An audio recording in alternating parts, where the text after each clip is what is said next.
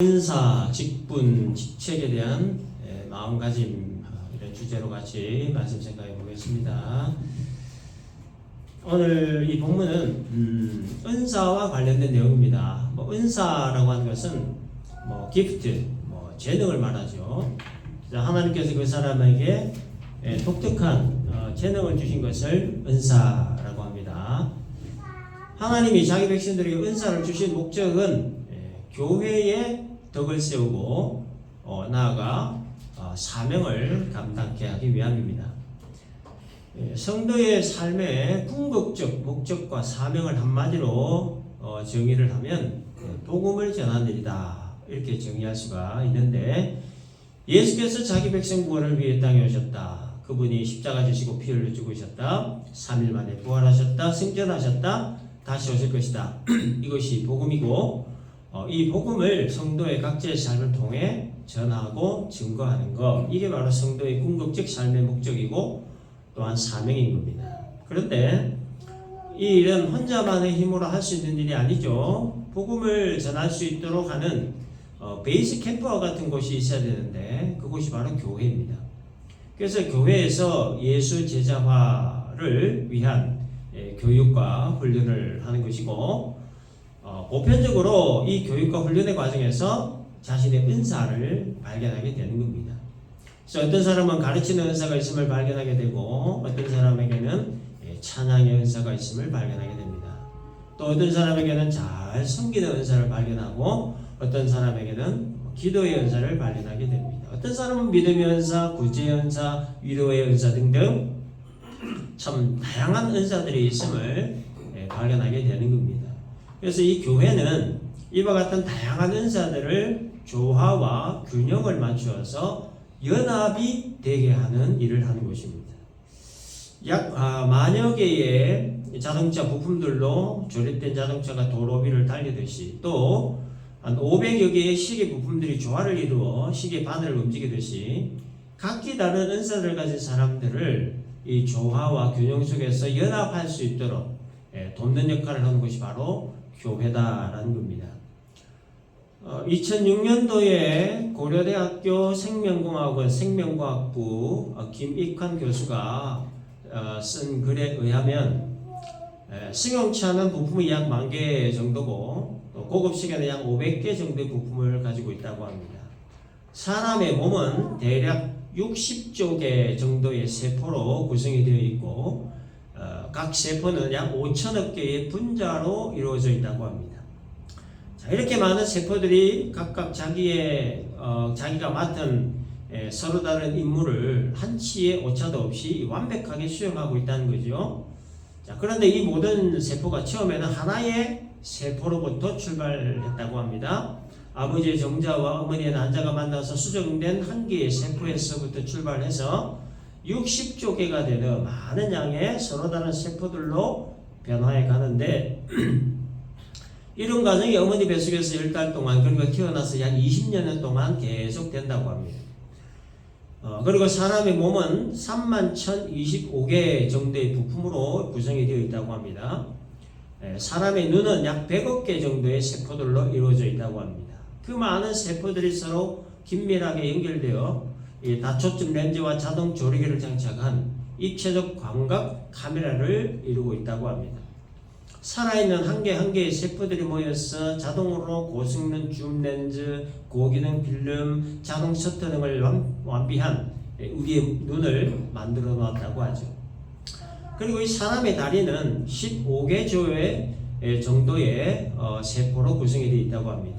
그래서 이 15개 조나 되는 많은 세포들이 각자 필요한 곳에 배치되어 제 기능을 발휘하게 되면 100m를 9초대에도 뛸 수 있는 아주 튼튼한 다리가 된다고 합니다. 그 세포들이 모여서 높은 산을 올라도 끄떡없는 튼튼한 다리뼈들을 이루고, 또 그 뼈들을 연결해주는 인대들과 그 뼈들이 움직이도록 도와주는 힘찬 근육들을 이루고 있다고 합니다. 가장 놀라운 것은 우리의 머리라고 합니다. 하나의 세포에서부터 출발하여 뇌를 형성하는 세포들은 약 1조 개 정도의 뇌세포들을 만들고, 그 뇌세포들이 모여서 슈퍼컴퓨터보다 성능이 더 우수한 하이슈퍼 컴퓨터와 같은 인간의 뇌를 만들었다고 합니다. 이 하이퍼 슈퍼컴퓨터는 워낙 값비싼 장치라서 그 바깥에 머리뼈라고 하는 아주 단단한 철벽 안전장치로 보호가 되고 있다고 합니다. 그래서 웬만한 충격에도 끄떡없도록 설계가 되어 있다고 하지요. 그 하이퍼 슈퍼컴퓨터 덕분에 인간은 최고급 승용차도 만들고 고급 시계도 만들고 여러 가지 우주선도 만들고 그렇게 할 수 있다고 합니다. 31,025개의 부품들로 연결되어 있는 우리의 몸이 각자 다른 기능과 역할을 하지만 그러나 유기적인 통일을 이루면서 그 역할을 감당을 하듯이 교회라고 하는 것이 바로 이 사람의 몸과 같은 기능과 역할을 하는 곳이다 라는 겁니다. 각자 다른 배경과 각자 다른 의식구조와 각자 다른 가치관 등등 같은 것이라고는 찾기 힘든 정말 다양한 사람들이 모인 곳이 교회이지만 그러나 그 속에서 조화와 균형을 맞추어서 유기적인 연합을 이루어가는 것이 바로 교회다라는 겁니다. 유기적인 연합이라고 하는 것은 서로 긴밀하게 연관되어 떼어낼 수 없는 것을 말합니다. 우리 몸이 머리에서 발끝까지 전체가 유기적으로 연합되어 있고 협력되어 있기 때문에 말도 하고 밥도 먹고 운동도 하고 못할 일이 없다는 거죠. 그래서 손의 일을 하고 발이 발의 일을 하기 위해서는 몸의 다른 부분들의 협력이 절대적으로 있어야 가능한 일이라는 겁니다. 따라서 우리 몸의 각 요소는 어느 한 부분이라도 몸에서 분리될 수 없고 따로 행동할 수 없지요. 하나의 행동이 나오기까지 각 지체들의 긴밀한 연합과 협력이 있어야만 가능하다는 거예요. 그래서 몸으로부터 떨어져 나간 손은 아무것도 할 수가 없습니다. 몸에 붙어 있어야만 다른 기관들의 연합과 협력을 통해 손의 기능을 발휘할 수 있는 거예요. 이게 바로 유기적 연합이라는 말입니다. 다 다르지만 서로 긴밀하게 연관되어 상호 보완 협력 유기적 연합 이루는 것. 교회가 이렇게 되어야 된다는 거예요. 자, 이와 같은 맥락의 이야기가 우리가 읽은 4절과 5절의 말씀입니다. 우리가 한 몸에 많은 지체를 가졌으나 모든 지체가 같은 기능을 가진 것이 아니니 이와 같이 우리 많은 사람이 그리스도 안에서 한 몸이 되어 서로 지체가 되었느니라. 31,025개의 부품들로 조직된 우리의 몸의 기능이 다 다른 것처럼 교회 내에 있는 모든 사람들이 다 다르지만 그리스도 안에서 한 몸이 되어야 한다라는 거예요. 그러니까 그리스도 안에서라고 하는 말이 굉장히 중요합니다. 무슨 얘기냐면 각기 다른 우리를 하나로 묶어주는 구심점이 바로 그리스도다라는 얘기예요. 그래서 우리가 힘들어도 참고 양보하고 용납하고 기다려주는 그 원동력이 바로 예수님이라는 거죠. 예수님 때문에 안 보고 싶은 사람도 보고 예수님 때문에 참을 수 없는 상황에서도 참고 예수님 때문에 용납하기 어려운 사람도 용납하고 용서하고 기다릴 수 있다라는 거예요. 만일 우리가 그리스도인이 아니라면 다시 말해서 우리를 하나로 묶어주는 예수님이 없다면 참을 필요 없죠. 양보할 필요 없고 용납할 필요 없습니다. 그러나 우리를 이 모두가 우리를 구원하신 예수를 믿는 사람이기 때문에 그리고 그 예수님이 교회의 머리이시기 때문에 몸의 각 지체인 우리가 서로 참고 양보하고 용납하고 기다려줘야 된다라는 겁니다. 자, 그리고 6절에서 8절 말씀은 하나님이 주신 은사의 다양한 예를 보여주고 있습니다. 예언하는 일, 섬기는 일, 가르치는 일, 위로하는 일, 구제하는 일, 다스리는 일, 긍휼을 베푸는 일 등등 참 다양한 은사를 소개하고 있지요. 이 외에도 오늘 본문 외에도 은사의 종류는 참 다양합니다. 찬양의 은사, 기도의 은사, 전도의 은사, 화평의 은사 참 다양합니다.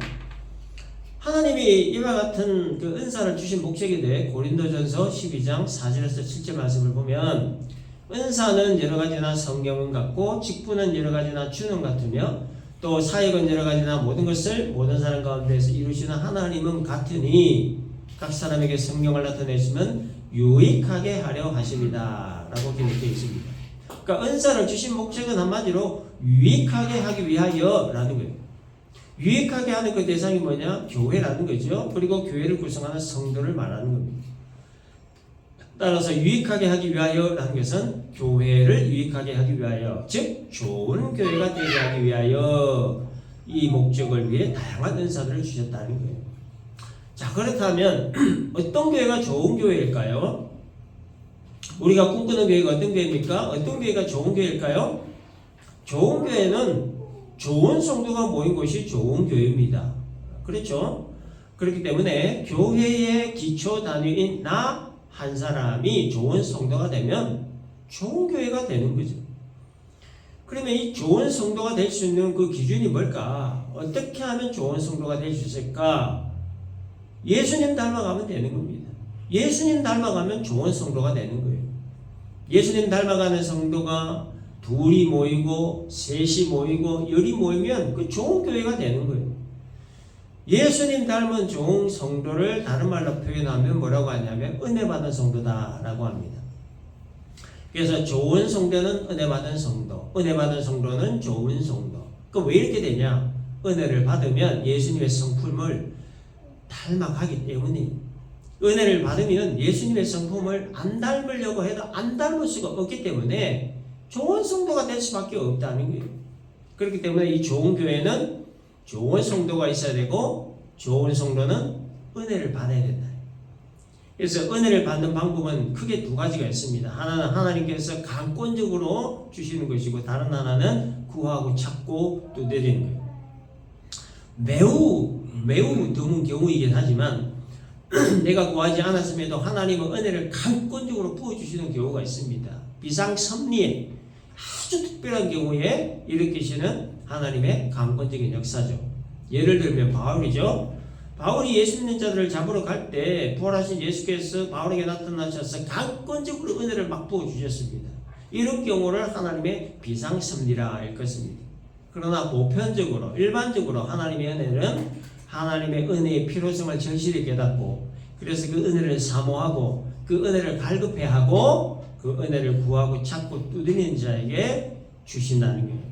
예수님 승천 이후에 마가의 다락방에 120여 명의 성도들이 모여서 성령이 오시기만을 기다리면서 기도와 말씀에 전념했던 그 성도들에게 성령이 임하셨죠. 성령이 임했다는 말은 은혜가 임했다는 뜻이에요. 그래서 누가복음 11장에 보면 예수님께서 구하라 찾으라 두드리라, 구하는 자에게 주실 것이고 찾는 자가 찾을 것이고 두드리는 자에게 열릴 것이다 라고 말씀하시면서 뭐라고 하셨냐면, 너희가 악할지라도 좋은 것을 자식에게 줄 줄 알거든 하물며 너희 하늘 아버지께서 구하는 자에게 성령을 주시지 않겠느냐, 이 말씀을 하셨습니다. 은혜를 구하고 찾고 두드리는 자에게 성령 주신다는 거요, 은혜를 부어주신다는 것입니다. 그러므로 좋은 성도의 필수 조건은 은혜를 충만하게 받는 것이고, 은혜를 충만하게 받기 위해서는 은혜를 사모하고 은혜를 갈급해 하면서 그 은혜를 구하고 찾고 두드리는 일을 해야 된다는 거예요. 구하고 찾고 두드리는 자에게 성령, 즉 은혜를 주시기 때문입니다. 그래서 구하고 찾고 두드리는 일을 통해 은혜를 공급받고, 은혜를 공급받음으로 예수님 성품 닮아가고, 예수님 성품 닮아감으로 좋은 성도가 되고, 좋은 성도가 되므로 좋은 교회가 되는 겁니다. 하나님은 이렇게 자기 백성들이 예수님 성품을 닮을 수 있도록 이 은혜를 공급해 주시는데, 그 공급해 주시는 은혜 속에서 자신의 은사를 발견하게 되는 거예요. 은혜 받기 이전에는 인식하지 못했던 그 은사를 은혜를 통해 발견하게 하신다는 거예요.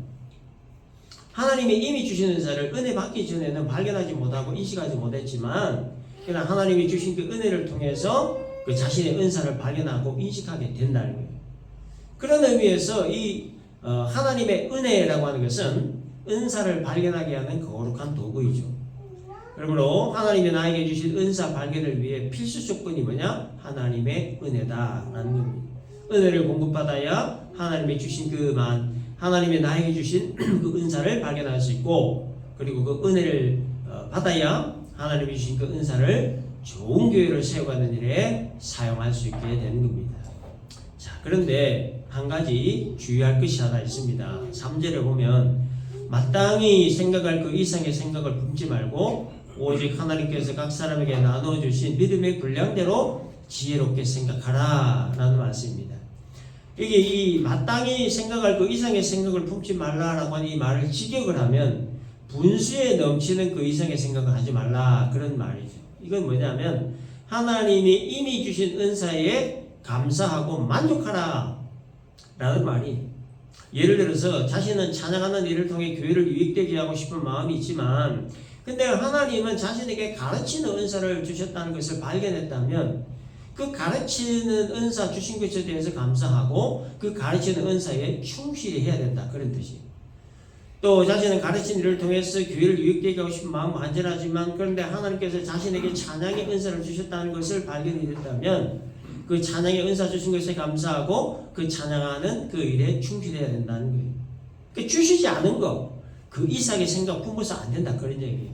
그 주신 은사에 감사하고 그 주신 은사를 가지고 좋은 교회가 되도록 하는 일에 충실하면 된다라는 겁니다. 자, 그런데 3절에서 각 사람에게 나눠주신 믿음의 분량대로 지혜롭게 생각하라 라고 했는데 여기 믿음의 분량대로 라고 하는 이것은 은사의 특성을 말하는 겁니다. 각 은사들마다 각각의 특성이 있다라는 거예요. 그래서 이 믿음의 분량대로 지혜롭게 생각하라고 하는 말은 하나님이 주신 은사의 특성을 지혜롭게 생각하라, 지혜롭게 사용하라 그런 뜻이에요. 그러니까 지혜롭게 생각하라라고 하는 말은 겸손과 절제의 마음을 가지라 그런 뜻입니다. 하나님이 주신 은사를 겸손한 마음과 절제하는 마음으로 사용할 수 있어야 된다 그런 얘기예요. 겸손과 절제함으로 사용하라고 하는 말은 은사를 사용함에 있어서 목적이 중요하다. 과시용으로 사용해서는 안 된다라는 겁니다. 하나님이 각 사람에게 각각 다른 특성의 은사를 주신 것은 교회 내에서 각자가 해야 할 역할이 각각 다르다는 것을 말하는 거죠. 따라서 은사에는 좋은 은사, 안 좋은 은사라고 하는 것이 없습니다. 모든 은사들이 다 하나님이 주신 선물이고 하나님이 주신 선물은 다 귀하고 소중하기 때문에 좋은 은사, 안 좋은 은사 이런 개념은 가져서 안 된다는 거죠. 따라서 하나님이 주신 은사에 대해 겸손 그리고 절제의 마음을 그래서 가져야 된다는 거죠. 모든 은사는 하나님의 그 교회를 유익되고 또 좋게 할 목적으로 주신 것이기 때문에 어떤 은사든 그 은사 주신 하나님께 감사하고 또 하나님이 각자에게 주신 그 은사를 겸손한 마음으로 또 절제하는 마음으로 사용해야 된다라는 겁니다. 자, 과거에 이 고린도 교회에서는 이 은사 문제로 인해 교회가 좀 많이 시끄러웠습니다. 그 이유는 뭐냐?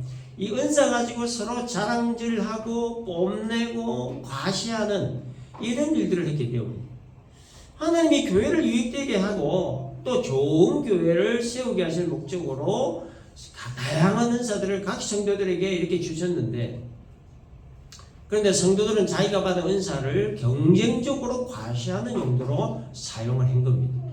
자신의 영적인 우월성을 과시하려고 했기 때문에 당시에 고린도교회 성도들이 가졌던 은사에 대한 그 개념이 뭐였냐면 신적인 능력이 임했다. 이런 개념을 가지고 있었습니다. 이 말은 반대로 은사가 없으면 신적 능력이 임하지 않았다. 뭐 이런 개념을 가지고 있었고 심지어 은사 받지 않으면 구원까지 의심을 했었습니다. 그래서 이들은 특별히 뭐 방언 기도를 한다든지 어떤 뭐 황홀경을 체험한다든지 혹은 뭐 병제를 치유하는 귀신을 내쫓는 등의 이런 은사 받은 걸 강조하고 또 과시를 함으로써 자신의 그 영적인 우월성을 자랑하고 과시한 겁니다. 은사에 대한 굉장한 오해와 큰 무지였던 거죠. 고린도전서 12장 4절을 보면 은사는 여러 가지나 성령은 같다라고 했습니다. 또 직분은 여러 가지나 주는 같다라고 했습니다. 그리고 사역은 여러 가지나 모든 것을 모든 사람 가운데 이루시는 하나님은 같다라고 했습니다.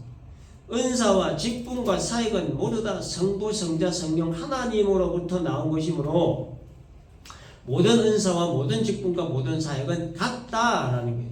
높낮이가 없다는 거죠. 교회 내 모든 은사, 모든 직분, 모든 사역, 즉 모든 봉사일은 모두 같다는 거예요. 어떤 은사든 어떤 직분이든 어떤 사역이든 어떤 봉사일이든 그 은사와 직분과 사역은 모두 다 한 성령, 한 주님, 한 하나님으로부터 나온 것이므로 같다라는 거예요. 그래서 이 은사와 직분과 사역에는 특별한 거, 특별하지 않은 거, 뭐 귀중한 거, 귀중하지 않은 거, 좋은 거, 나쁜 거 이런 개념 없다는 거죠. 어떤 은사든 어떤 직분이든 어떤 사역이든 어떤 봉사이든 다 거룩한 것이고 다 소중하고 존귀한 것이다 라는 겁니다. 우리 몸에 더 소중하고 덜 소중한 지체가 없고 더 특별하고 덜 특별한 지체가 없고 머리부터 발끝까지 우리 몸의 모든 지체는 다 소중하고 특별하듯이 주님의 몸된 교회를 구성하는 우리들 한 사람 한 사람은 다 소중하고 다 특별하고 다 하나님께 사랑받는 존재들이라는 거죠. 그래서 서리 집사라든지 뭐 안수 집사라든지 뭐 권사라든지 장로라든지 또 목사라든지 이게 다 직분이에요. 직분. 이 모든 직분은 목적이 뭐냐? 교회를 유익되게 하기 위해 하나님이 주신 직분이라는 거죠. 그래서 이 직분은 뭐 더 소중하고 덜 소중한 그런 직분이 없다는 겁니다. 더 특별하고 덜 특별한 직분이 없다. 모든 직분은 다 소중하고 다 특별한 직분이라는 겁니다. 우리 교회는 아직 뭐 조직이 잘 되어 있지 않습니다만은 뭐 엔간한 교회들은 다 부서들이 있죠. 그리고 그 부서에는 부서장들이 있습니다. 크게 예배부 있고 교육부 있고 뭐 선교부 있고 봉사부 뭐 등등의 부서들이 있죠. 이거는 어디까지나 교회의 행정을 위한 조직에 불과한 거지. 예배부가 가장 뭐 중요한 부서고 저 봉사부는 무슨 허드렛 일이나 하는 식당 일이나 하는 차량 봉사나 하는 그런 부서 그런 개념이 아니라는 거죠. 그런데 이 한국 민족은 좌우간 뭔가 이상한 개념들이 있어가지고 예배부는 뭐 가장 그 무슨 중요한 부서 서로 예배부 하려고 봉사부는 가장 뭐 덜 중요한 부서 허드렛 일이라 하려고 하는 부서. 그래가지고 뭐 예배부 부장쯤 되면 그만 목에 힘들어가고 봉사부 부장쯤 되면 뭔가 좀 뜨뜻해가지고 하여간 좀 이상한 민족이에요. 그래서 이 각 부서의 장들, 뭐 각 기관의 장들, 각 부의 장들은 전부 다 하나님의 교회를 유익되게 하기 위해서 좋은 교회가 되게 하기 위해 하나님이 주신 직분이고 직책에 불과하다는 거예요. 더도 덜도 아니라는 거예요. 목사, 장로, 집사, 권사 이게 뭔가 자꾸 벼슬 개념으로 생각해가지고 이게 아니라는 거죠. 그러니까 하나님의 교회를 유익되게 하기 위해 좋은 교회가 되게 하기 위해 하나님이 주신 직분이다, 직책이다 이런 의식을 가지고 겸손의 마음 그리고 절제의 마음으로 다시 말해서 은사나 직분이나 직책에 있어서 과시용으로 사용하지 말고 하나님이 주신 은사와 직분과 직책을 겸손한 마음으로 사용해야 된다라는 겁니다. 그래서 이 은사나 직분이나 직책에 대한 이런 올바른 개념 정립이 안 되면 이 고린도 교회의 전체를 바를 수밖에 없는 거예요. 오늘날 이 지구상에 존재하는 교회들 중에 고린도 교회 같은 교회가 얼마나 많은지 뭐 몇 퍼센트 단정하기는 어렵지만 뭐 거의 뭐 80~90%가 아닌가. 그래서 이 모든 은사는 하나님의 교회를 유익되고 좋게 할 목적으로 주신 것이다.